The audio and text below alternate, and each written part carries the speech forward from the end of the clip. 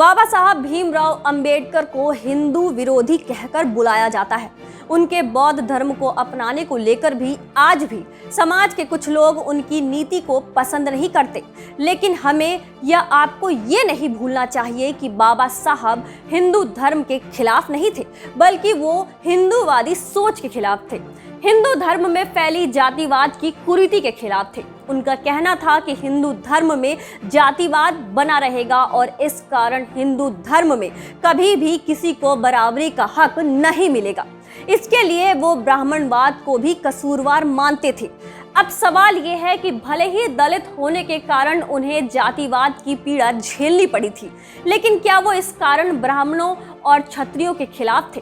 क्या वो उनसे घृणा करते थे? आज हम यही जानने की कोशिश करेंगे। बाबा साहब ब्राह्मणवाद के खिलाफ थे क्योंकि वो जानते थे कि ज्यादातर नियम वो ही तय करते थे। कौन समाज में ऊंचा है, कौन नीचा, ये अवधारणा भी उन्हीं की फैलाई हुई थी। वो मानते थे कि ब्राह्मणवाद का विनाश करके ही स्वतंत्रता, समता और बंधुता का न्यायपूर्ण समाज स्थापित किया जा सकता है।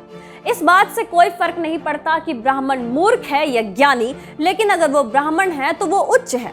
उनके बनाए नियम सर्वोपरि होंगे और यही कारण था कि हिंदू धर्म में लाख कोशिशों के बाद भी जातिवाद का भेदभाव खत्म नहीं होगा।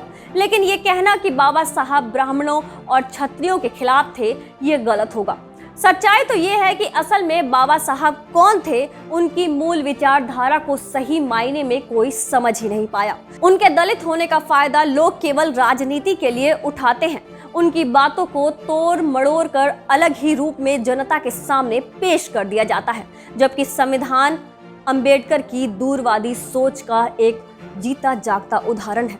भारत में करीब 4000 के आसपास जातियां हैं, करीब 7 मुख्य धर्म हैं, फिलहाल 28 राज्य हैं और 9 केंद्र शासित प्रदेश हैं। भारत एक बड़ा देश है जिसके लिए एक बेहतर और मजबूत संविधान बनाना एक बड़ी चुनौती थी। लेकिन बाबा साहब ने ये संविधान बनाया और सबको वो हक दिए जो उस वक्त की मांग थी। एक जटिल संविधान बनाने का श्रेय बाबा साहब को जाता है। बाबा साहब के बनाए गए संविधान को हिंदू समर्थक माना जाता है। इस संविधान को लिखे जाने के बाद 275 सवर्णों ने भी अपना हस्ताक्षर करके सहमति दी थी। यानी कि वो भी मानते थे कि ये सबके लिए अच्छा संविधान है। यानी कि वो किसी एक धर्म के खिलाफ नहीं थे, वो उस धर्म में पनपने वाली कुरीतियों के खिलाफ थे। और ब्राह्मणवाद और क्षत्रिय हिंदू धर्म को कुरीतियों की रक्षा करने और उसे बढ़ावा देने के लिए है। वो इस विचारधारा के खिलाफ थे। मानव अधिकारों का हनन पूंजीपतियों को और मजबूत बनाने वाला था, वो इसके खिलाफ थे।